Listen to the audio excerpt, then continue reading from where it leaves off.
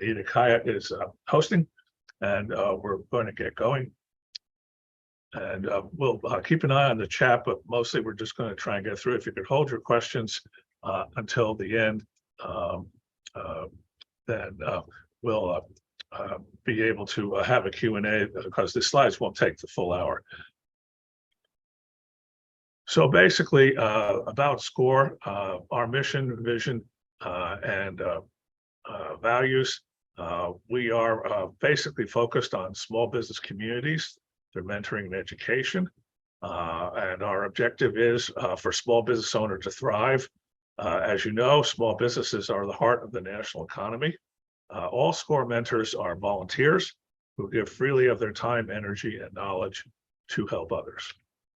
SCORE has the largest network of free volunteer small business mentors in the nation. There are more than 12,000 of us. So no matter what stage your business is in, SCORE has a mentor for you, and you can easily request a mentor by going to the Cleveland SCORE website. You'll see the web link for that a little bit later in the presentation. We're here to help you get the skills you need to meet the challenges of starting a business. Our work is supported in part by the U.S. Small Business Administration. We are not a government agency. We are a nonprofit corporation, and we do get some money from the federal government, but the bulk of our money comes from sponsors in the Cleveland area. This is the SCORE website, and it's just basically when you want to find it, say Cleveland SCORE Mentors. If you just say Cleveland SCORE, you wind up getting Guardians game information. So you have to add that third word, mentors. Basically, I'm going to start the presentation now. This is what you do once you've got your nonprofit up and running and how to take it to the next level. Basically, what is capacity building? What do we mean by that? Well, it means acquiring resources, people, equipment, money to support your mission. And this includes human resources, physical resources, financial resources, intellectual property. Basically, what this presentation is a planning refresher. Most of this is material that you think, well, it's kind of obvious. Well, some of it is, some of it isn't. So bear with me. Basically, planning is the first step.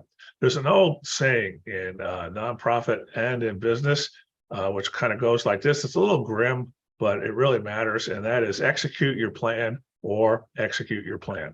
And so basically strategic and business planning, they're really two sides of the same coin.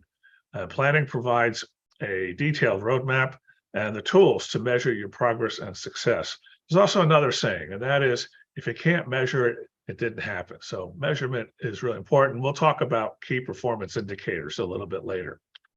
So basically, where do you start? First thing is your vision statement. Why does your nonprofit exist? What change do you want to make? What community do you want to serve?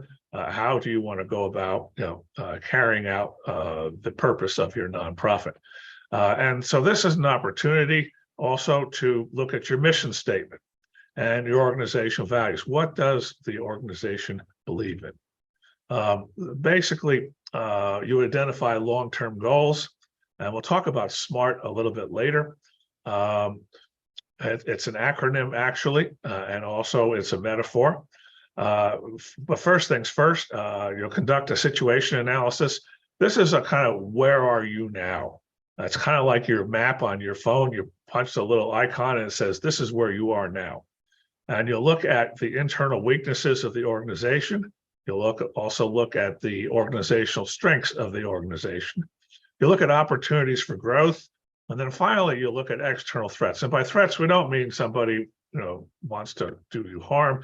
It means that there are things out there that you can't control. And if you don't take them into account, you might not wind up where you want to be with your nonprofit.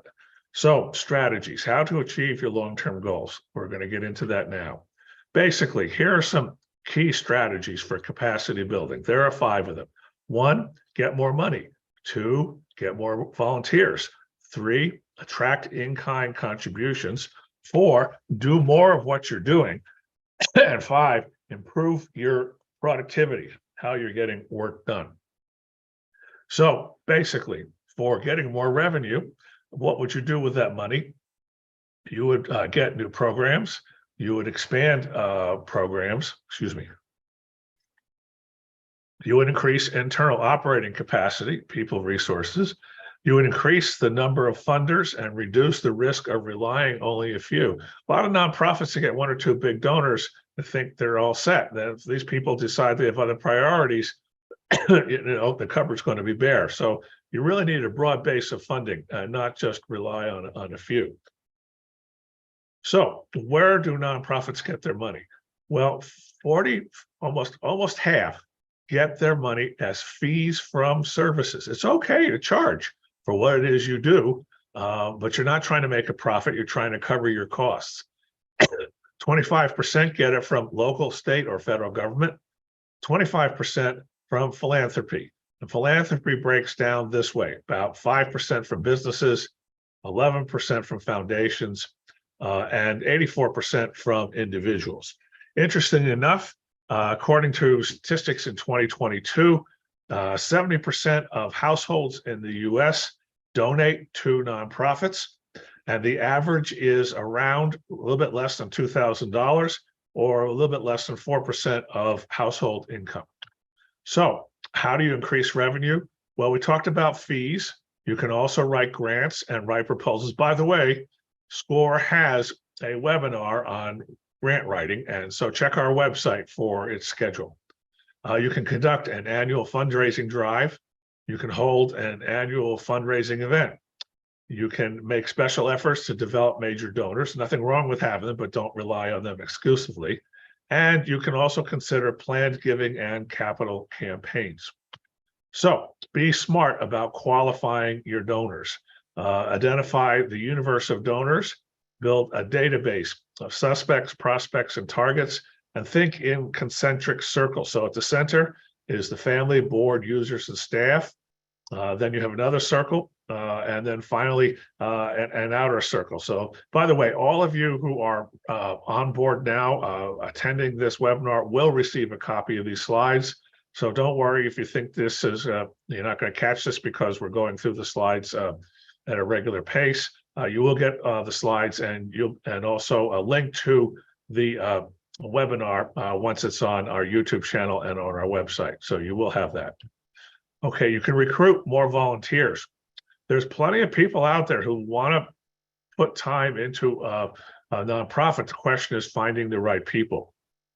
People will come to your nonprofit because they are passionate about what it is you're doing, and they want to advocate for what you're doing. These are your best resources, and they're also often a source of funds. Someone's passionate for what you're doing, that's somebody, as a keeper. So basically, half of all Americans volunteer. The average is around 157 hours. The metric is for every employee you have, there are about 10 volunteers. And they represent about a third of the total effort, and that includes board and committee members and unpaid staff. Why do people volunteer? They believe in the organization's cause and they desire to help. They are passionate about what you do. For instance, someone who volunteers for a food bank, they are passionate about dealing with food insecurity in America. Someone who volunteers for an organization that builds houses, they're passionate about, the homeless and so forth. And they're looking for a way to participate in a meaningful activity. Why they have a desire to learn, and they also want to develop a skill. They may have an untapped skill put to use. They're looking for recognition and the personal reward of doing something for others. And also they just want it as a social experience. So how do you look at what you need for your volunteers? You conduct a gap analysis.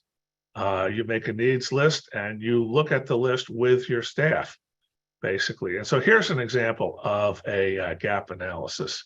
Basically, the first column are the people in the organization. The second represents third, fourth, and fifth represents the kind of things they do. And the blank basically show where there are gaps. And so this helps you figure out how to set priorities for closing these gaps. So you can recruit volunteers by using personal networks of your staff. The board is very important, and other volunteers.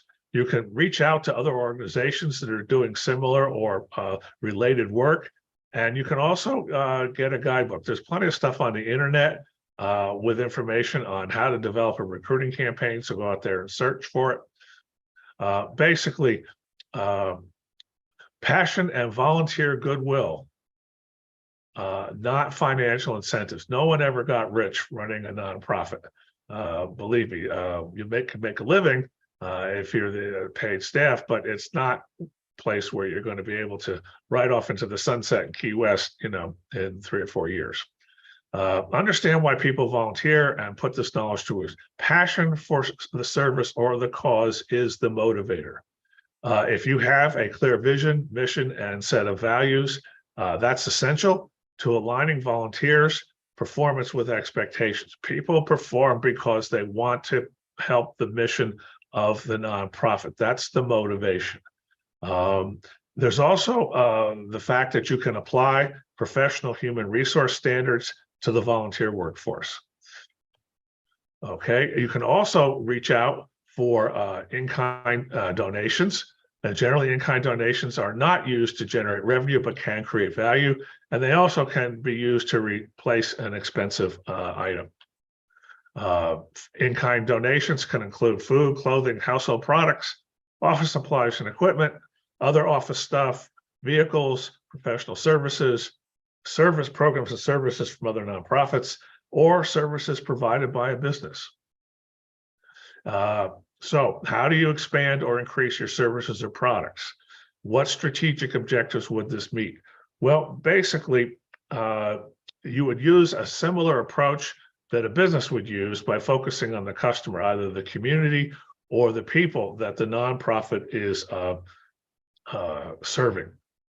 So basically, if your nonprofit has clients, you want to look at whether or not you're having a turnover of clients that really are a match for your nonprofit. Are people staying or are they going? But you also need to put a limit on the effort invested in each client. Some clients have problems that are just too big for your organization, in which case you need to be prepared to refer them to someone who can, address their problem at that level. You also need to have an implementation plan.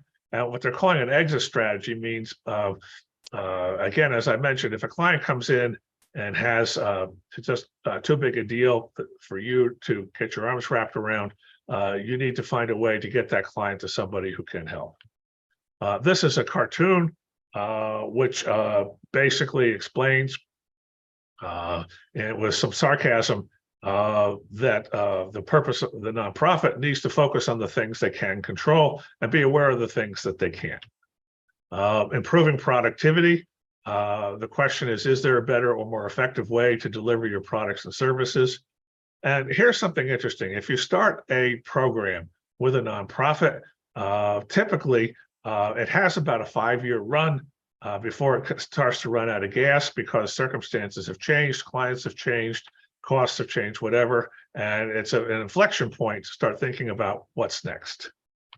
Improving productivity involves employing a strategic planning process to decide what productivity improvements are worth doing. And it's always important when you're doing a strategic plan to involve both internal and external stakeholders. If you're the director of a nonprofit and you just sit down and do the plan on your desktop, it's not going to go very far, because you won't be able to get buy-in because other people haven't had input. The more input you get, the more buy-in you're going to get. So where are we? We've discussed how strategic planning process can be used to define an approach to building capacity. We've identified 5 areas to explore to increase capacity, and they are: increase revenue, recruit more people, get more donations, do more good work, and increase productivity. So what's next? This is a pithy remark. Peter Drucker, for those of you who don't know, was a management guru on the business side, wrote a number of books that are still in use today, a half century after he wrote them. And he said, plans are only good intentions unless they immediately degenerate into hard work.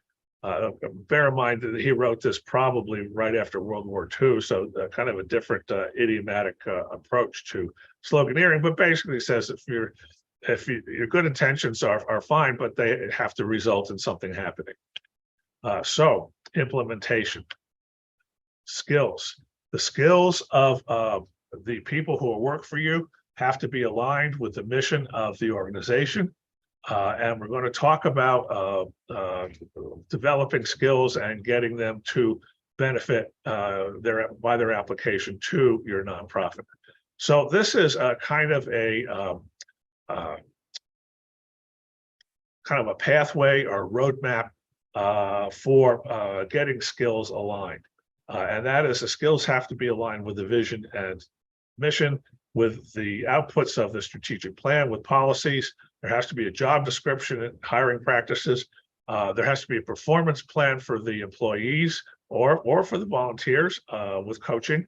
And you have to have some kinds of incentives. If it's an employee, it has to be annual review. And if it's volunteers, some kind of volunteer recognition. People love to be recognized for what they're doing if a volunteer, and never underinvest in that. Okay, number 2, be an advocate for your program. Advocacy is based on facts and data.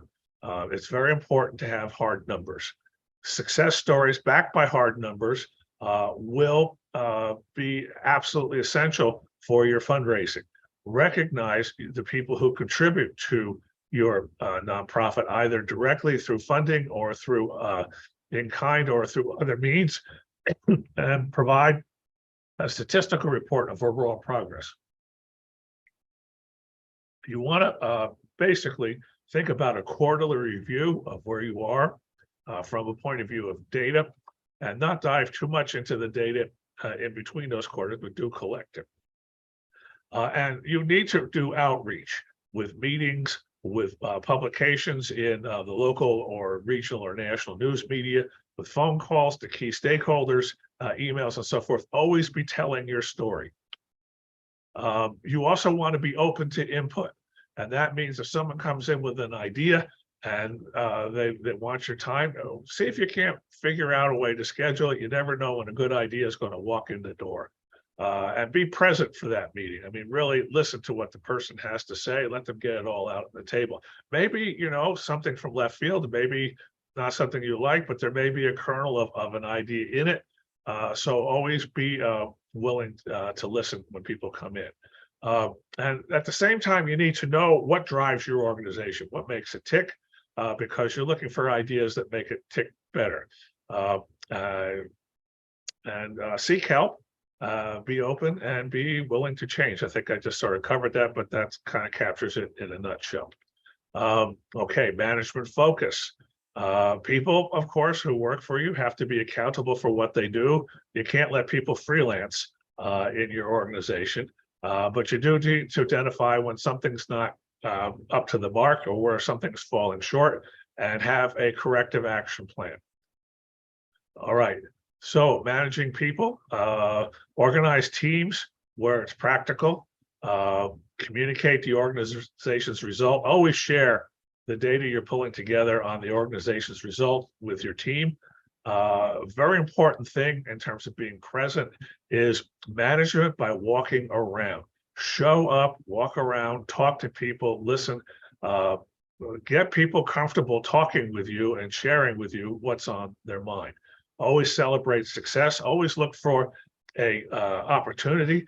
And frankly, every once in a while, you're going to wind up with a rotten apple. And if you get one, get them out of the organization, just cut the cord. Don't agonize over someone's not performing, or someone's acting out, or someone has a problem in the office with their behaviors. It's time to show them the door, and be very firm about that. It's not personal, it's just not working out. So publish relentlessly.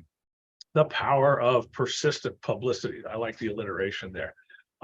Basically, I mentioned quarterly reviews. You should share with your staff to encourage them to build capacity. You should share information with your donors to create interest and opportunities. and you should share information with your clients to attract more of those who fit your mission.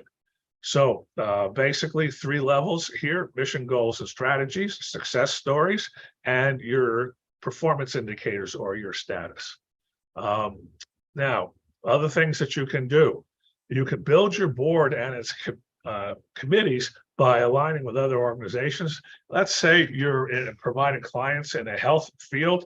There are other providers in the health field, and nothing wrong with reaching out to them and asking of them, hey, you're in kind of a related area. I could really use your advice on my board. Would you be willing to spend a few hours a month talking with us about how we're doing? Also, work with the people who provide you grants. Some of the people who provide you grants also provide technical assistance and enable you to offer additional services. So other organizations can also give you donations of space, equipment, and supplies. They can be a source of client referrals. They can co-sponsor events and programs with you. And overall, these kinds of collaborations can build your credibility in the community. This is kind of old versus new. Remember I said after about 5 years, you're going to want to refresh. So the refresh is the stuff before 5-year mark. The new is the stuff after 5 years. 5 years is a moving target. It could be 4 years, it could be 6 years, but somewhere in that range, you're going to want to take a second look. Okay, how do you want to allocate your effort? You have to prioritize. You have to be knowing what strategies are having the greatest impact and what strategies you think are important are not having the impact you want to have happen. And you can also talk with your major contributors about how they can do more for your nonprofit. There are limits to how many times you can put the bucket in the well, but at the same time, you want an ongoing dialogue with them. Capacity building strategy team. You can work with your employees and your volunteers to be looking at strategic direction and priorities, and your teams can help you develop particular strategies because they know the organization, they know what it's doing and what it could do, and they probably have ideas about its future potential. So reach out to them and form these teams so that they can work on these ideas. Time horizons. Basically, you can set goals for yourself, for instance, and these are sample goals. These are not benchmarks or something that every nonprofit should do. They're just examples of how you might set goals. Now, this is SMART, and you can see that the letters in red spell the acronym SMART. An objective is specific. It's measurable. Remember, I said if it doesn't happen, if it's not measurable, it can't happen. It didn't happen. It's action-oriented and achievable. It means there's something you can go out and do, and it's within the capacity of the organization to do it. It's realistic. Basically, it passes the laugh test, and it's timely. You have a time frame in which you're going to carry it out. These factors form the basis of your action plans. So you also want to think about, and you can do this monthly, you can do it quarterly, but you want to have accountability reviews, and you want to communicate success, and you want to look at projects, you want to look at tasks, you want to know who's doing it, when they're doing it, and how things are working out.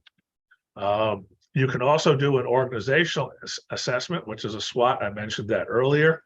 But it's also important to do an annual review and reassessment. So at the end of the year, you probably want to do an end of the year review, but you also want to have throughout the year quarterly reviews. So you're not pulling a rabbit out of the hat at the end of the year to say, gee, how'd we do? Because if you do these quarterly reviews and something's going south for you, you have an opportunity to apply a corrective action. You don't have to wait till the end of the year to find out that something's not on track. So here's our website that I mentioned earlier. It's score.org/Cleveland. To arrange a mentor session, you can register for webinars. You can see recorded sessions of previous webinars. And also there are a lot of templates and guides for nonprofits. You'll receive a survey within 24 hours asking for feedback. We greatly value this feedback, and we look forward to hearing from you. And so now we're going to go to questions. And so we'll go back to the screen here and would like to hear any questions. You can put them in the chat or you can put them in the questions and try and answer the questions.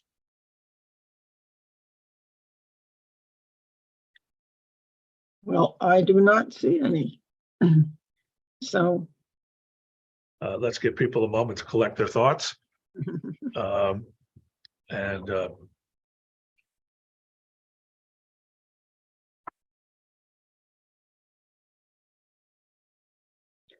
I guess one of the questions that I would think people might have is, when do you get to the point where you need to do some capacity building? I mean, how do you know that you need to do that?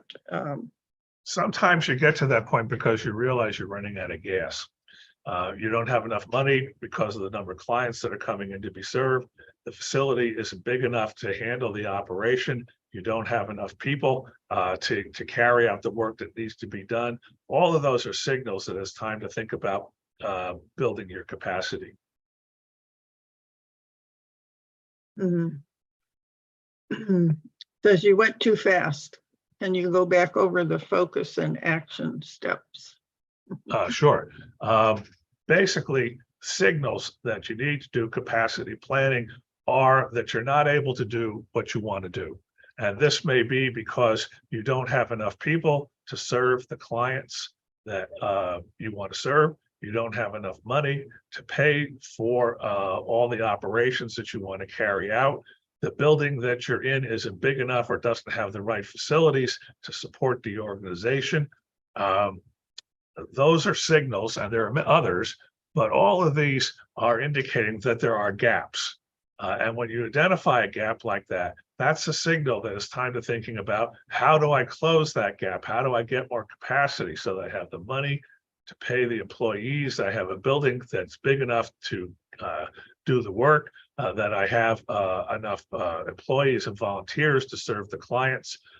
These are all goals that you want to set for yourself based on the gaps that you find. And that's what drives capacity planning usually. It's because you're coming up short.